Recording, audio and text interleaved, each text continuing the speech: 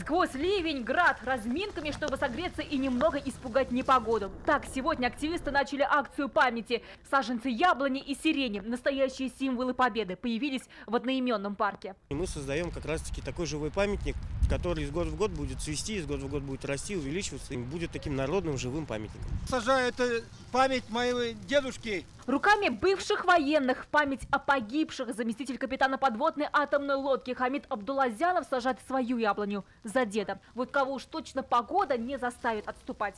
Погода именно плачет. Вспоминаем мы своих отцов и дедов, которые погибли в Великой Отечественной войне, потому что это страшная война. Дождь и даже град для активистов точно не помеха. Погода может быть и не праздничная, зато настроение боевое как раз такое, чтобы посадить как минимум 50 деревьев в Парке Победы.